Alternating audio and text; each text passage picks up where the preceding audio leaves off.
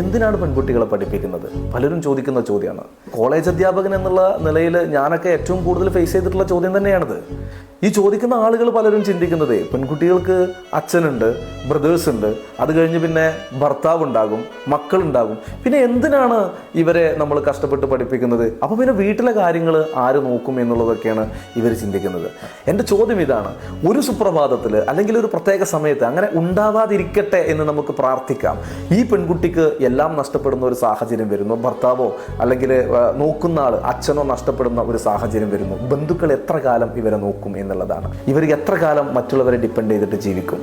അങ്ങനെ ഡിപ്പെൻഡ് ചെയ്ത് ജീവിക്കാൻ പറ്റാത്തൊരു സാഹചര്യത്തിലാണ് ഇവർ ഒരുപാട് ആളുകളുടെ ചീത്തയും വാക്കുകളും കേൾക്കുന്ന ജോലിക്കൊക്കെ ഇറങ്ങുന്നത്. ഒരു 10 കുട്ടികൾക്ക് ട്യൂഷൻ എടുത്ത് കൊടുക്കാനുള്ള എഡ്യൂക്കേഷൻ ആ കുട്ടിക്ക് ഉണ്ടെങ്കിൽ ആ കുട്ടി അന്തസ്സായിട്ട് ജീവിക്കില്ലേ? മറ്റാരുടെയെങ്കിലും മുന്നിൽ കൈനീട്ടോ?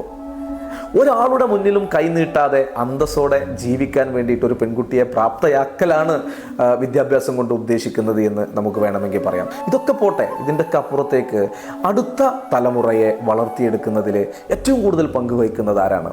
സ്ത്രീക്കും പുരുഷനും തുല്യ പങ്കാണ് എന്ന് നമ്മൾ പറയുമെങ്കിലും സ്ത്രീക്കായിരിക്കും അടുത്ത തലമുറയെ വളർത്തിയെടുക്കുന്നതിൽ ഏറ്റവും കൂടുതൽ പങ്കുണ്ടാവുക. അപ്പോൾ അടുത്ത തലമുറ സിവിലൈസ്ഡ് ആയിട്ട് വളരണമെങ്കിൽ സ്ത്രീക്ക് വിദ്യാഭ്യാസം വേണ്ടേ?